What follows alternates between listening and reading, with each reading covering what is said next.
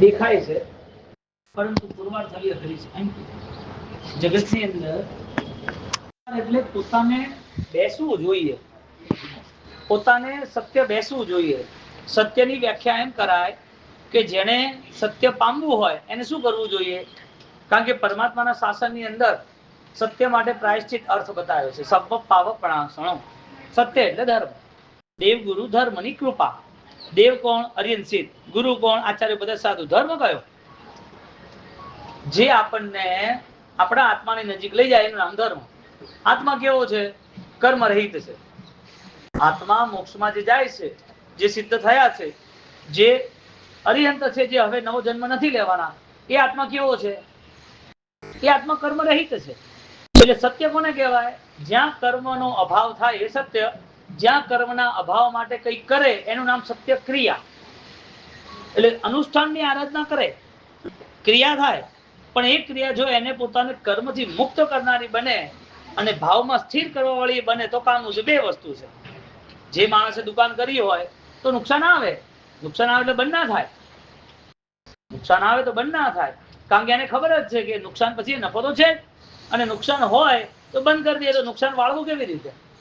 એમ ધર્મની પ્રવૃત્તિમાં, ક્રિયાઓના અનુષ્ઠાનમાં જીવ આગળ તો વધતો જાય, પણ એને વિચારવાનું હતું કે ધર્મ કયો?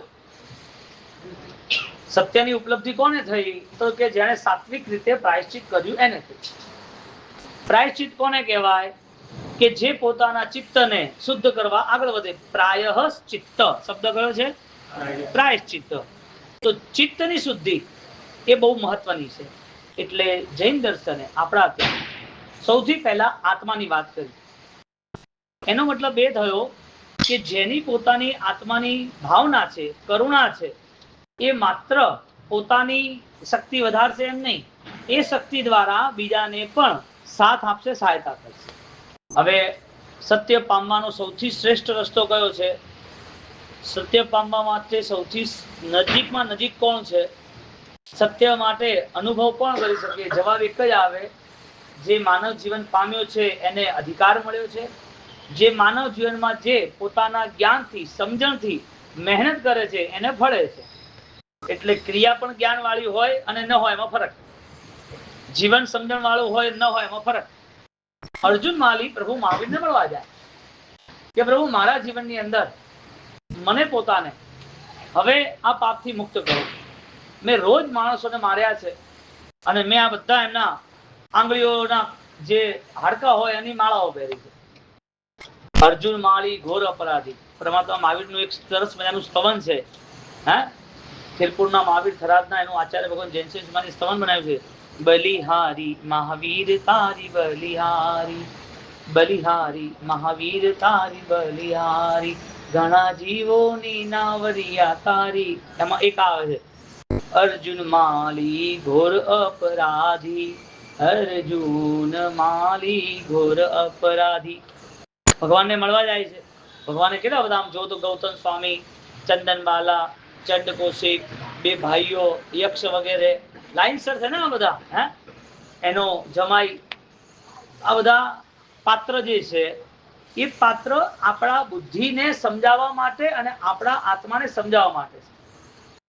એટલે અર્જુન માળીને એટલો વ્યવહાર કરવાનો છે કે તારે પ્રાયશ્ચિત કરવું હોય તો એ પ્રાયશ્ચિતમાં તને જે દિવસે કોઈ કડક શબ્દ ન બોલે, તારું અપમાન ન કરે, તને પથ્થર લાકડી મારે નહીં, જો એ દિવસ તારો આવે એ દિવસે સમજ તારું પાપ ઉતરી. આપણે અહીંયા નવીનભાઈ શું વિચારીએ? સત્ય બોલાય કે સત્ય પમાય? સત્ય અનુભવ કમાય, પમાય. સત્ય જે શાસ્ત્રમાં લખ્યું છે એ લખેલું સત્ય શાસ્ત્રમાં જગતના જે જીવો એવું કરે છે એના માટે છે. સત્ય તો છે જ, પણ સત્ય કોના માટે છે? જે એમાં જોડાય એના માટે છે. તમારે પોતાને પૈસા કમાવાના છે.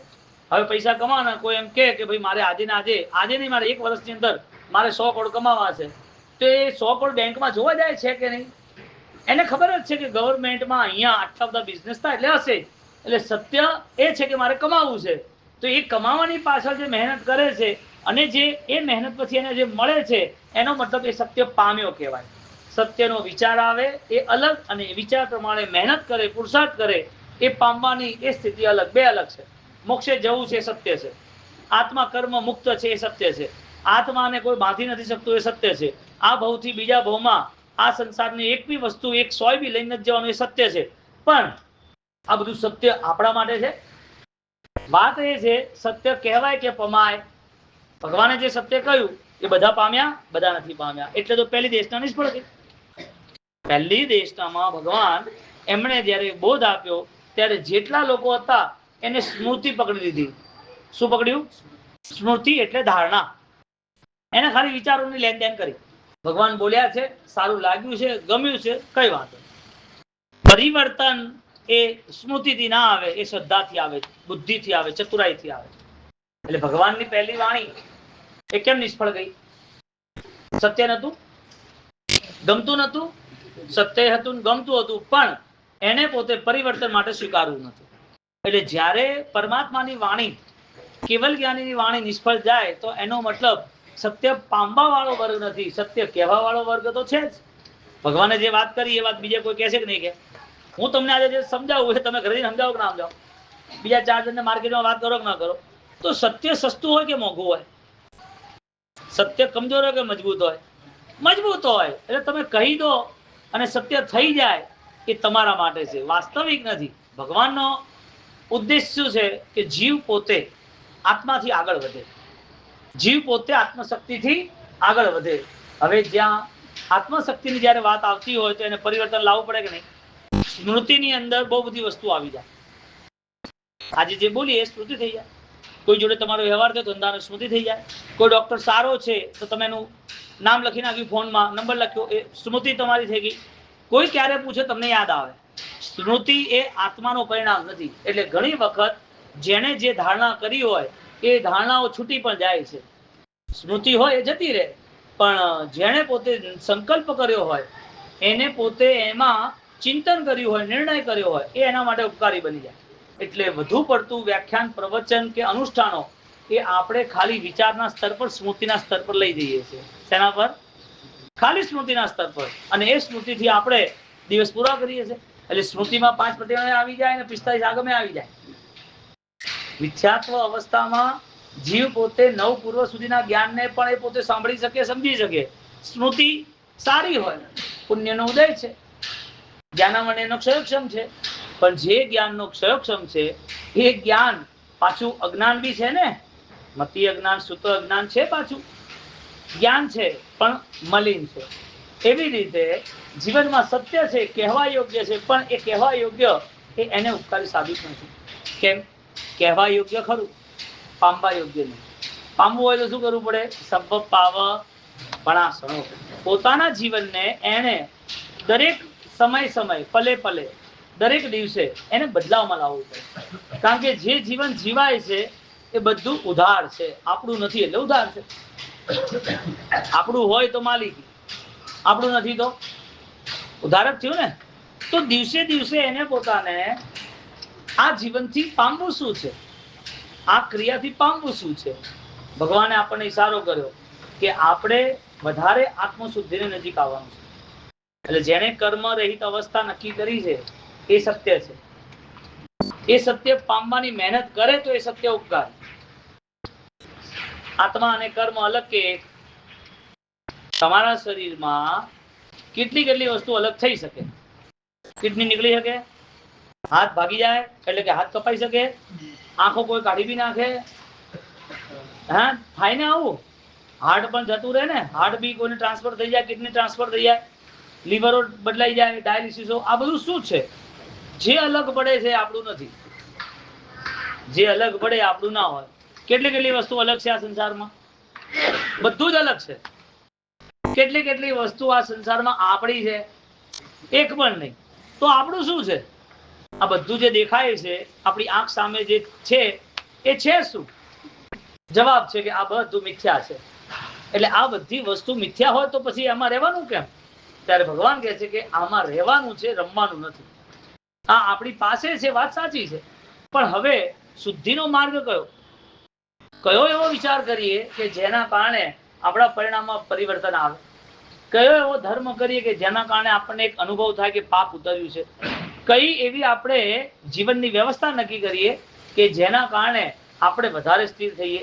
એટલે જેટલા મનના પરિણામ આપણને પોતાને સંકલેશમાં લાવવાના હતા એ સંકલેશો દૂર કરવાનું નામ સત્ય છે. એક વ્યક્તિ માટે તમે કેટલા વર્ષ સુધી વિચારી શકો?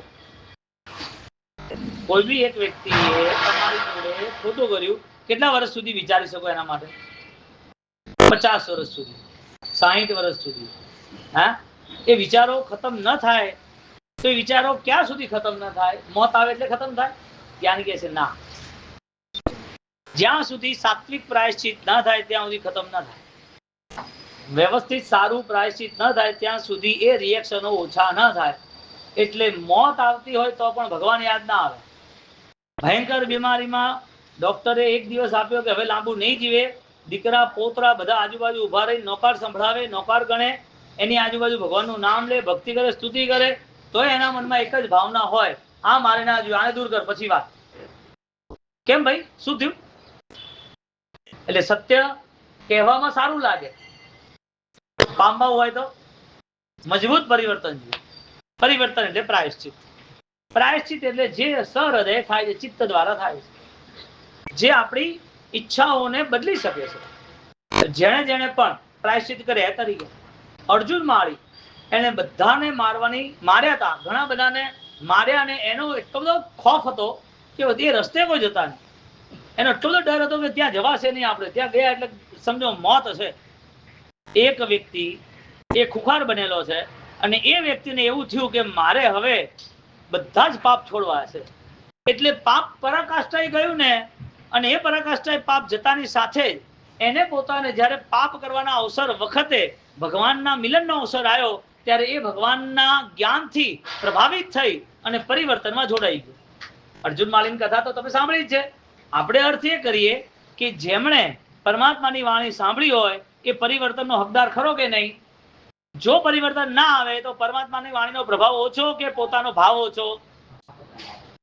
તો પોતાનો ભાવ કોણ વધારે? ઘરવાળા વધારે, પૈસો વધારે, સમાજ વધારે, ક્રિયા વધારે, પોતાના ભાવની વૃદ્ધિ ક્યાંથી થાય? પરિવર્તન માટે મારી પાસે કયો રસ્તો છે જે પરિવર્તન મને ઉપકારી સાબિત થાય?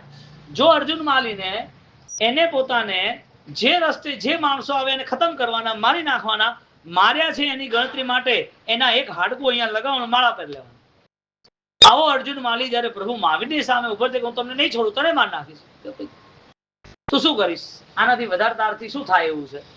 એક વ્યક્તિ એના કસાયોને વિચારે, એના અંદરની પરિસ્થિતિઓને વિચારે તો એને ખબર પડે જ કે આ બધું મારું નથી, પણ વિચારવાનો, ચિંતનનો, જ્ઞાનનો, સમજણનો સમય આપતો જ નથી. અભાવ છે એવું નથી, નથી કરવું એવું નથી, એ સમય જ નથી આપતો. આરામથી અડધો કલાકે ધ્યાન કરે અર્યંતના સ્વરૂપનું, અર્યંત પરમાત્મા કોણ છે અને એની ઓળખ થઈ જાય તો મારા આવા અર્યંત પરમાત્મા શુદ્ધ ચૈતન્ય, શુદ્ધ સ્વરૂપના ધારક હોય તો આવા પ્રભુનો ભક્ત એના સંસ્કારમાં શું આવવું જોઈએ? પિતા તરીકે સંસ્કારમાં દીકરાને બધું સમજાય ના સમજાય? પિતાની ફરજ તરીકે દીકરા દીકરીઓને એ પોતે પોતાની ફરજ પ્રમાણે સંસ્કાર આપે કે ના આપે? પરમાત્માએ વાણી આપી આપણને, ઉત્તરાધન સૂત્ર છેલ્લે 36 અધ્યાયનો આપ્યા, અને દરેક વખતના આપણને પ્રસંગ આપણી સામે છે. તો જે પરમાત્માએ આપણા ઉપર ઉપકાર કરી આપણને આટલું બધું પ્રદાન કર્યું હોય, મગ્ગ દયાળમ, કયો શબ્દ છે? ધમ્મ દયાળમ. પરમાત્માએ ધર્મનું દાન કર્યું, માર્ગનું દાન કર્યું. એ પરમાત્માએ જે આપ્યું છે એ ફળ્યું છે. દીકરાને તમે એક વાર કહો, 2 વાર કહો, 10 વાર કહો, ન માને તો એને સમજાવવા પ્રયત્ન કરો. એને એવી રીતે સમજાવો કે જેને એને જવાબદારી ખબર પડે. ન જ માને તો દુઃખી તો થવાનું જ છે દીકરાને. આગળ એ સમાજમાં 25, 30, 40 વર્ષનો થશે ત્યારે એ પોતે ક્યાંય એને ઉભો નહીં રાખે કોઈ કે ભાઈ એનો સ્વભાવ આવો છે, એનો વ્યવહાર બરોબર છે નહીં. તો જે મા બાપ દીકરાને સંસ્કાર આપવા એ પોતે વધારે મહેનત કરે, એવીથી અધિક મહેનત જે માએ કરી છે એવી પરમાત્માએ કરી છે. માએ શરૂઆતમાં જે મહેનત કરી એવી પરમાત્માએ કરી, અને પરમાત્માએ મહેનત કરી એનું ફળ છે કે નહીં એ નક્કી કોણ કરે? નક્કી કોણ કરે? મા બાપે સંસ્કાર આપી દીધા, 20 વર્ષનો થયો, મા બાપ મરી ગયા, અથવા મા બાપે એને ક્યાંક ધંધા માટે બહાર મોકલી દીધો. પહેલા આથી ને 50 વર્ષ પહેલા થરાદ કે વાવમાં રોકાતા કે બીજા ગામ તો ત્યાંથી છોકરાને ડાયમંડમાં સુરત બોમ્બે મોકલ્યા ને 180 વર્ષ પહેલા ગામથી અમદાવાદ આવ્યા કે નતા આવ્યા? અમદાવાદની નાની નાની પોળો શેરીઓમાં બધે કાળું પૂરને રહેતા હતા કે ના રહેતા? બધું હતું જ. તો પછી એ વખતે મા બાપ નથી, એ વખતે કોણ છે ત્યાં? મા બાપના સંસ્કાર છે. પરમાત્મા અત્યારે નથી, ગુરુ જેને માન્યા છે એ ગુરુ અત્યારે નથી, એ બીજે ક્યાંક વિચરે છે. તો અત્યારે એ દેવ ગુરુની મહિમા વધે એવા આપણી પાસે સંસ્કાર ખરા? જો છે તો પછી અર્થ છે કે એ સંસ્કારનું નામ સત્ય છે, જેનું નામ પ્રાયશ્ચિત કહેવાય. એ સંસ્કારનું નામ શું છે? સત્ય છે, પ્રાયશ્ચિત છે. એટલે સત્ય બે પ્રકારે કઈ રજૂ કરી શકાય. એક, કહેવા દ્વારા જે સત્ય છે કહેવાય છે, લોકો માને છે કે ઓકે છે. ચોરી ન કરાય, સત્ય ખરું કે નહીં? કોઈની ઉપર ગુસ્સો નહીં કરો લેવા દેવા વગરનો, ખોટી રીતે ગુસ્સો ના કરાય, સત્ય ખરું કે નહીં? મા બાપની સેવા કરવી જોઈએ, સત્ય ખરું કે નહીં? કોઈની જોડે ધંધામાં ચીટિંગ ના કરાય, સત્ય ખરું કે નહીં? કોઈની નિંદા ના કરાય, સત્ય ખરું કે નહીં? આ સત્ય છે, પણ મારા માટે છે? આ સત્ય મારા માટે ખરું? આ વ્યવહારિક સત્ય થયું દુનિયાદારીમાં, લોકોની દ્રષ્ટિથી આ બધા સત્ય ચાલ્યા કરે છે. મારા માટે સત્ય કયું બને છે? હિંસા ન થાય. કેમ? કારણ કે હિંસાનું ફળ છે. હિંસાનું ફળ છે કે જે હિંસાના પ્રભાવે ઘણા બધા દુઃખો આવવાના છે. જે હિંસાના પ્રભાવે ઘણા બધા જીવોને દુઃખ મળવાનું છે. એટલે આપણે દુઃખ આપીએ ને આપણને દુઃખ મળે. હવે હિંસા ન કરવી, કારણ કે એને દુઃખ આપવા દ્વારા આપણને દુઃખ મળે. આ સત્ય ખરું ને? પણ આ સત્ય ખરેખર બોલવા યોગ્ય હોય, કરવા યોગ્ય હોય તો અહિંસામાં આવવું પડે ને. સત્ય નામનો જે ધર્મ છે એ પરમેનન્ટ છે. આપણે અમે તમે કરીએ અને આપણી અનુકૂળતા મુજબ કરીએ તો એ પરમેનન્ટ ના કહેવાય. એટલે સીધી અહીંયા આત્માની ભૂમિકા તૈયાર થાય કે આત્માની શક્તિ વધે એના માટે અંદર પેલું જ્ઞાન પડ્યું છે જે તને દુઃખમાં ના લઈ જાય, જે તને સંકલેશમાં ના લઈ જાય, જે તારા દ્વારા બીજા દુઃખી ના થાય, એવું જ્ઞાન ખરું કે નહીં? એટલે સત્ય કહેવાય કે સત્ય પમાય? જવાબ છે કે પામવા માટે સત્ય હોય, કહેવા માટે સત્ય નથી હોતું, કારણ કે આપણા માટે ઉપકારી નથી. કહેવા માટે સત્ય એમ કહેવાય કે ભાઈ આ 10 લાખ રૂપિયા છે, એમ સમજો કે આ 10 લાખ રૂપિયા છે. હે, તો 10 લાખ રૂપિયા છે અને આ કાગળ છે. તો કાગળ છે એ વાત સત્ય છે, પણ આમાં પાવર છે એ વાત સત્ય ખરી કે નહીં? હવે આ જે પાવર છે 10 લાખ રૂપિયાનો, એ 10 લાખ રૂપિયાનો પાવર તમારો કે બીજાનો? તમારા હોય તો તમારો, બીજાના હોય તો બીજાનો. પૈસા તમારા હોય તો તમે સાચો ને, બીજાના હોય તો ભાઈ કોના છે, લઈ જા, અહીંયાથી અહીંયા ભૂલી ગયો હિસાબ, તારું પાકીટ રહી ગયું છે. આપણા હોય એટલે બુદ્ધિ બદલાઈ જાય, આપણા હોય એટલે અંદરની આખી શક્તિ એના માટે અલગ જ થઈ જાય. રક્ષાનો ભાવ આવે, સાચવવાનો ભાવ આવે, ક્યાં ઉપયોગ કરવો છે એ બી વિચાર આવે. પણ આપણું ના હોય તો સત્ય આપણું કે પરાયું? લોકો સલાહ આલે તો સાચું હોય તો જ સલાહ આલે ને, એમને તો આલે નહીં ને. ખોટી બી આપતા હોય છે, પણ 10% માણસો એવા હોય, 90% તો સલાહ સાચી જ હોય ને. સલાહ સાચી એટલે સલાહ સત્ય હોય કે ના હોય? સલાહમાં સત્ય છુપાયેલું છે કે નથી છુપાયું? સલાહ બીજા માટે કે આપણા માટે? આ તમે મને સત્ય કહો તો વાત સાચી છે, પણ સંસારમાં આવું ચાલે? સલાહ હંમેશા બીજા માટે હોય છે અને પોતાને સલાહ બેસતી નથી. પોતાને કોઈ સલાહ આલે તો ના બેસે. સત્યની વાત આપણે જયારે અહીંયા કરીએ તો સત્ય એ છે કે જે સમયે જે કરવા યોગ્ય હોય એ કરે, એનું નામ સત્ય. ફરીથી, જે વસ્તુ જે સમયે કરવા યોગ્ય હોય એ કરે ત્યારે સત્ય. જે સમયે તકલીફ હોય આપણને આપણા ઘરમાં, તો પેલું શું કામ થાય? ઘર બાળીને તીરથ થાય કે પેલા ઘર સર્જાય? કહેવત શું હતી? ઘર બાળીને તીરથ ના થાય. સત્ય એ છે કે પ્રતિવહન કરવું જોઈએ, સામાયિક કરવું જોઈએ, પરિસરમાં આરાધના કરવી જોઈએ. આ સત્ય છે. પણ બીજું આનાથી મોટું સત્ય છે કે ઘરમાં ઘરડા મા બાપ હોય, સાસુ સસરા હોય, કોઈ બીમાર હોય તો પહેલા એને સાચવવા જોઈએ. બંને સત્ય છે, પણ સાચું સત્ય કયું? પાવરફુલ સત્ય કયું? કે ભાઈ મારે સેવા કરવી એ સત્ય. કેમ? કારણ કે ધર્મ પછી કરુણા પામવાની હતી, અને કરુણા દેખાય છે ના કરે તો ધર્મનો અર્થ શું?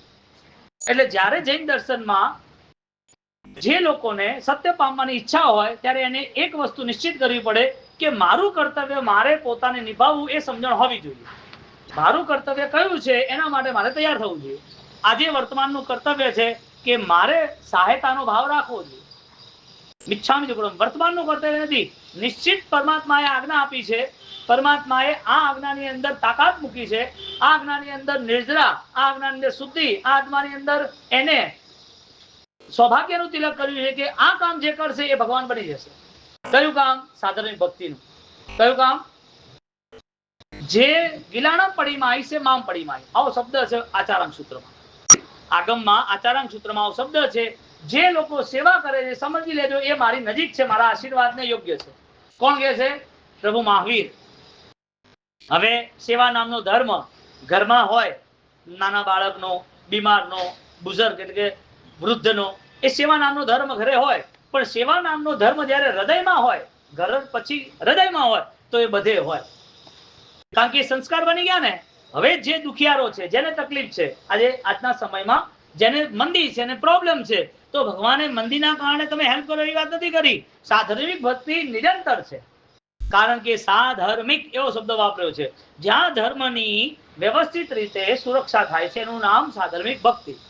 જે ધર્મ કરવા માટે જોડાઈ શકે એવા લોકોને સ્થિર કરવા. જેને ધર્મ કરી અને સમાધિ મળવાની હોય એ સમાધિના હકદાર તમે મળો એનું નામ સાધર્મિક ભક્તિ. હવે સાધર્મિકને કંઈક આપવું, તો જે આપવાનું છે એમાં એની દ્રવ્યથી એનું દુઃખ દૂર થાય અને સમજણથી એનું દુઃખ દૂર થાય. બે વસ્તુ. દ્રવ્યથી એનું દુઃખ દૂર થાય, એને વસ્તુ મળી, દવા, ખાવા પીવા, છોકરાની ફીસ વગેરે, ઘરનું ભાડું, મા બાપની છે, બધું મળી ગયું, દ્રવ્ય કહેવાય. ભાવથી એને પોતાને શાંતિ થશે, સમાધિ થશે, એનું મન શાંત થશે, એને થશે હાસ, કઈ વાંધો નહીં, આ એક સહાયતા તો મળી ગઈ. આ જે હાશકારો આવે એ તમારા 10,000 કરતા પણ વધારે મોંઘો છે. જે અંદરથી દુઆ નીકળી, હાશકારો નીકળ્યો, એ તમારા પૈસા કરતા પણ મહામૂલ્યવાન છે, મોંઘો છે. એટલે જે કંઈ આપીએ છીએ આપણે, એ આપવામાં આપણે નથી, એ આપવામાં પ્રભુ કૃપા છે. આપવામાં પ્રભુ કૃપા છે. ભગવાને નક્કી કર્યું છે કે આ દાતાર બને, પરમાત્માએ નક્કી કર્યું છે કે આરાધક બને, પરમાત્માએ નક્કી કર્યું છે કે આ જીવને હવે આ સંસારમાં પરિભ્રમણ નથી કરવાનું. એટલે જે દિવસે આપણને એમ લાગશે ને કે એક વાર આપ્યા પછી બીજી વાર આપવું, ત્રીજી વાર આપવું, એ દિવસે હૃદયમાં રામ હોય તો જ કામ થાય. હૃદયમાં ભગવાન બેઠા હોય ત્યારે આ વાત થાય. એટલે સત્કાર્યનો અર્થ એ ક્યારે પણ રોકાય નહીં. સત્કાર્ય ક્યારે પણ રોકાતું નથી.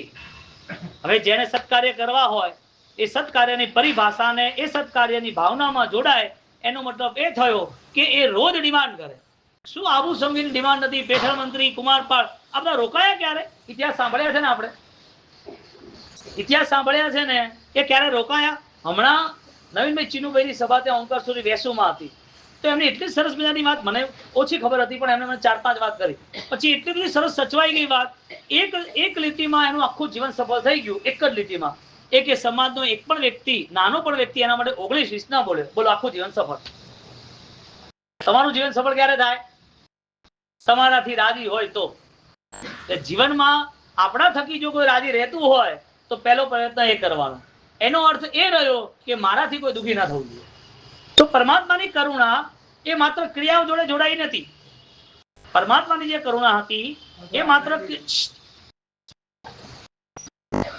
માત્ર ક્રિયા જોડે જોડાયેલી નથી. પરમાત્માની કરુણા સીધી હૃદય જોડે જોડાયેલી હતી.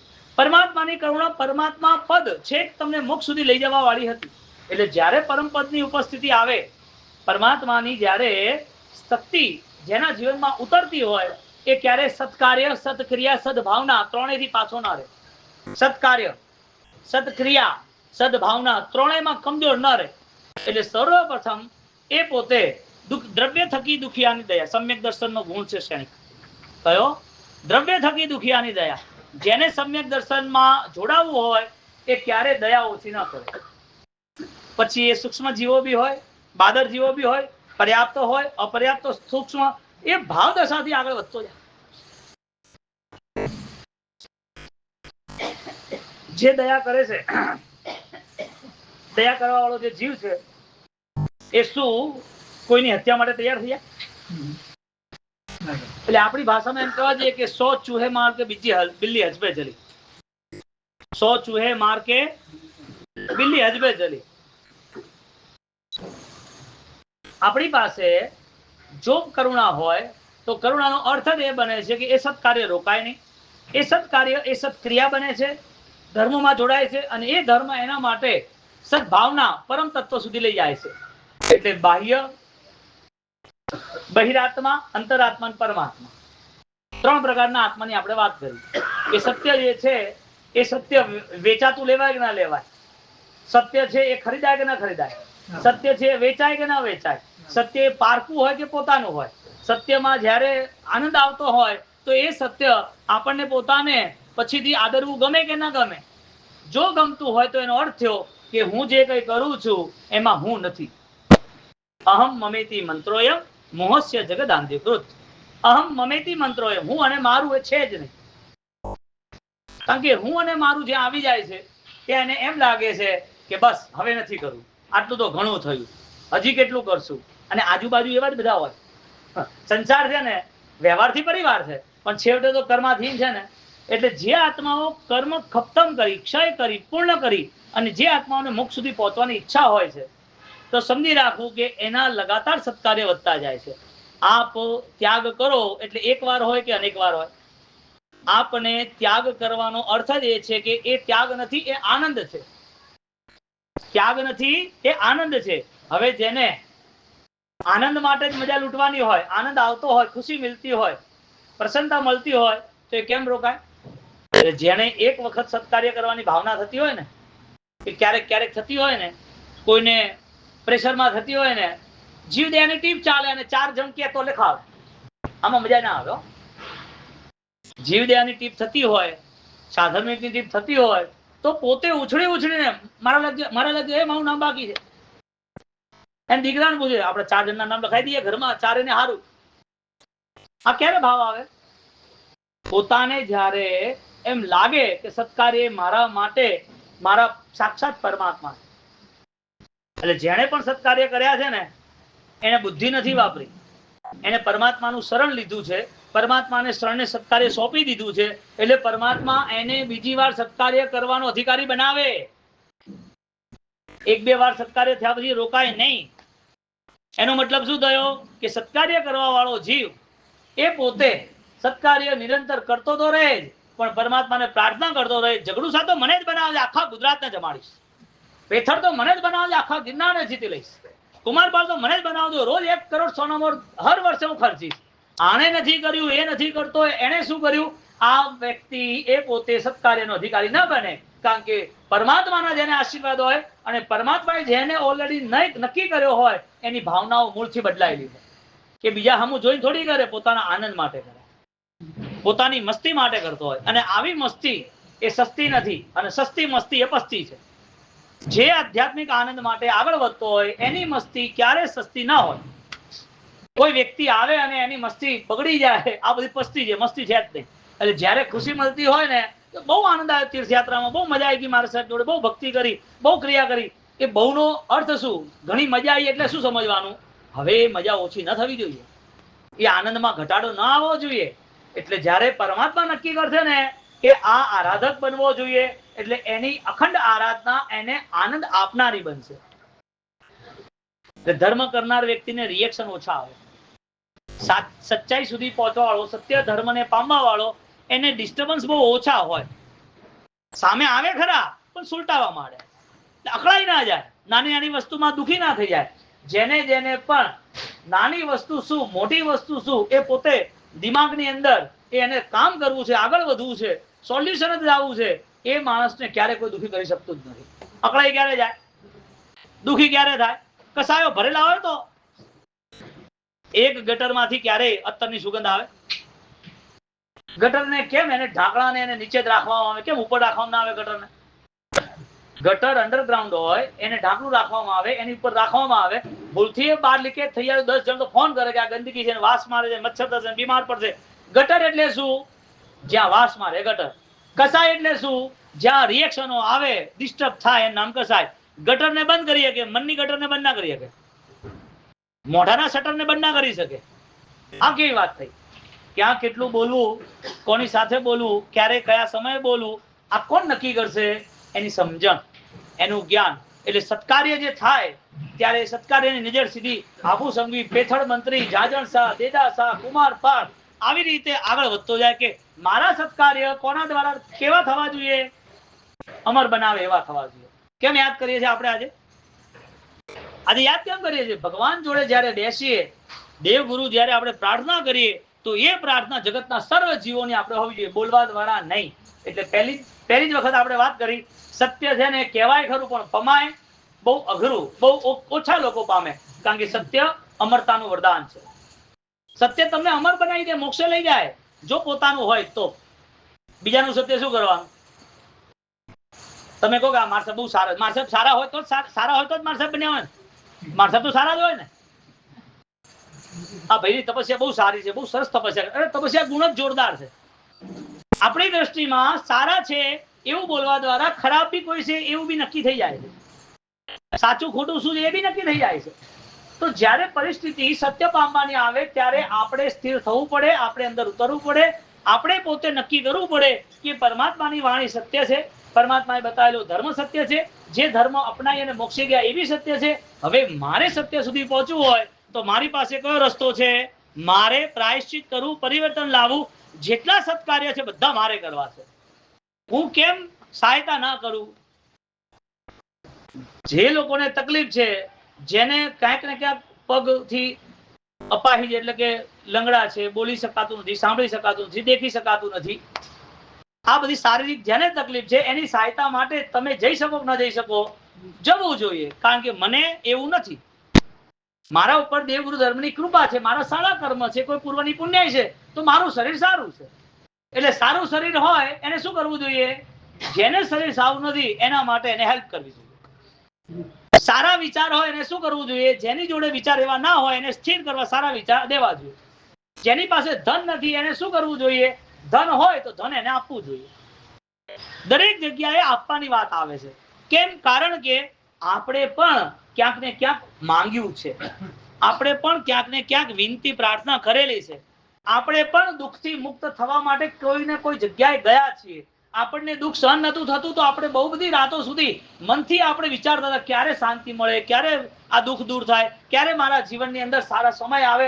આવા બધા મનના ભાવો કેટલાય દિવસો સુધી, કેટલીય રાતો સુધી આંખો રોવે, આંસુ પડે, ચાલ્યા જ કર્યા છે. અને ક્યાંક દેવગુરુની કૃપા થઈ અને ક્યાંક સોનાનો સૂરજ ઉગ્યો, દિવસો સારા આયા. જેના દિવસો સારા હોય એને પહેલું કાર્ય કયું કરવાનું?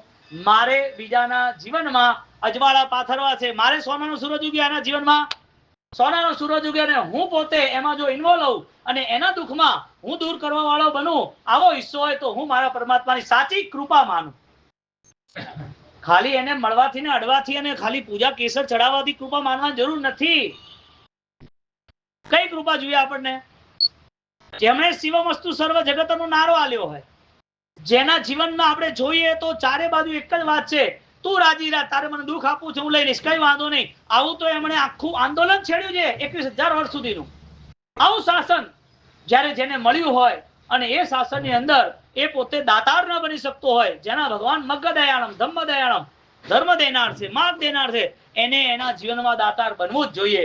એટલે આપણા ત્યાં મૂળથી સંસ્કાર આપે, નાના દીકરાને રોટલી આપી આવજે. એ નાનો દીકરો એક રોટલી આલે એમ નહીં, એ મોટો થઈને કરોડોના દાન આપવા વાળો બનશે, કારણ કે સંસ્કાર છે.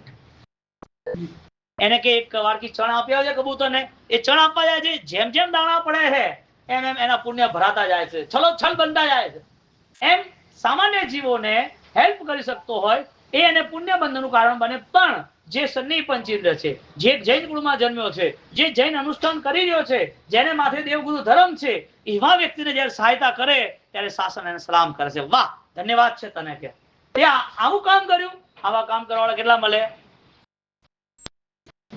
કેલ્ક્યુલેશન કરીએ તો એપરેટલી આવા કામ કરવાવાળા ઓછા મળે. અને આવા કામ કરવાવાળા જેટલા બી લોકો છે એ આ ધરતીના ભગવાન છે, કારણ કે એ લોકો ગુપ્ત રીતે કામ કરે છે અને કરે બી છે તો નિર્મળતાથી કામ કરે છે. કારણ કે એમના મગજમાં, એમના દિલમાં એક વાત જચી ગઈ છે કે આ બધું નશ્વર છે, હું ચાહું કે ન ચાહું બધું જતું રહેવાનું છે. એ નક્કી છે, એમાં કોઈ ફરક નથી. આપણે ન માનીએ એમાં આપણી ભૂલ, બાકી સત્ય આ જ છે. સત્ય જે છે એને આપણે સમજી શકીએ તો એ સત્ય પામવાના પુરુષાર્થ વાળા એ સત્યના હકદાર બને. સમજણ પહેલી છે, પામવાનું પછી છે. સમજણ નથી, પામે ક્યાંથી?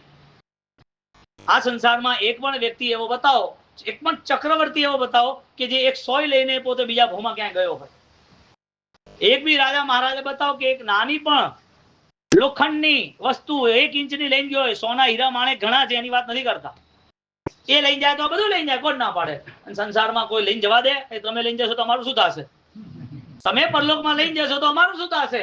છેલ્લો સમય આવે અને એ છેલ્લા સમયની અંદર ઘરવાળા પણ વિચાર કરે કે 2-2, 3-3, 5-5 વર્ષથી દુખી છે, હવે તો આવું ક્યારે બોલાય? આપણે સત્યને ન સમજી આવીએ, ન પામી આવીએ, ન પહોંચી આવીએ ત્યારે. એટલે જ્યારે જીવનમાં અનુકૂળતા મળે તો એક સંકલ્પ અને એક જ મસાલ પકડી લેવી, મારે દાતાર બનવું છે પરમાત્મા, તું કૃપા કર.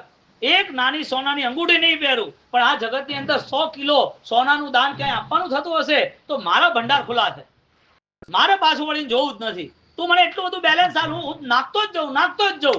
હું પોતે કૂવો બની જાઉં, મારામાંથી પાણી લોકો ઉપાડતા જાય, મારું પાણી જેને લેવું હોય લેતા જાય. મને ખબર જ છે પાણી આવવાનું જ છે. જે હોજ હોય, સ્વિમિંગ પુલ હોય, એના પાણી ખૂટે, કુવાના પાણી ના ખૂટે. કારણ કે કુવા જ્યારે ખોદાઈ ગયા છે ત્યારે એ કુવામાં દૂર દૂર જે નદીઓના કે વરસાદના જે પાણીઓ હતા, જે ઝાડ પાણી પીતું હતું, એ ઝાડના મૂળિયાના પાણી ધીરે ધીરે ધીરે કરી અને એ કુવામાં આવે અને કો સ્ટોરેજ થાય. કુવામાં પાણી નાખવામાં નથી આવતું, એ જમીનનો કેન્દ્રથી દૂરથી એનો ઝરો આવે છે. કુવાનું પાણી ન ખૂટે. દાતાર ક્યારેય પણ નબળો પડતો નથી જ.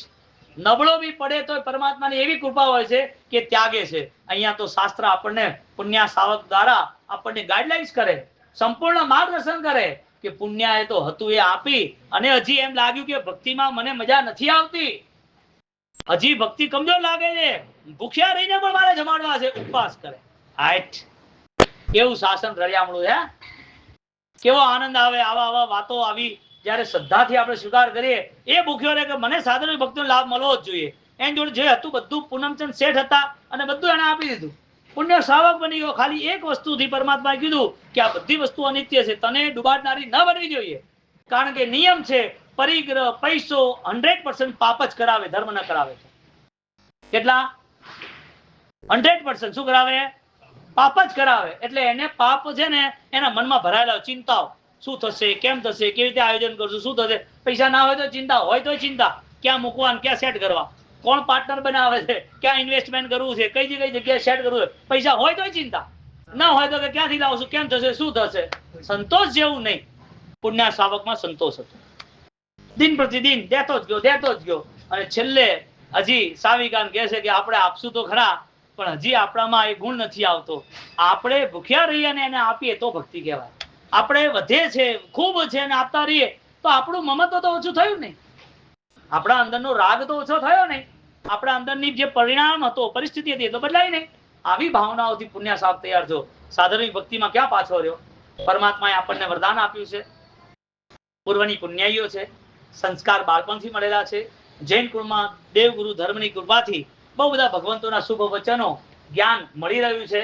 હવે આપણું કર્તવ્ય બને છે મારા જીવનની અંદર આ જગતના સત્યને મારે સમજવું અને એ સત્યથી મારે આગળ વધવું. મારા માટે સત્ય સાબિત થાય એવી ઈચ્છાથી આગળ વધીએ. વિતરાગની આજ્ઞા મિચ્છામિ દુક્કડમ. આંખ બંધ કરો, આંખ બંધ કરો, ધ્યાન કરો. એક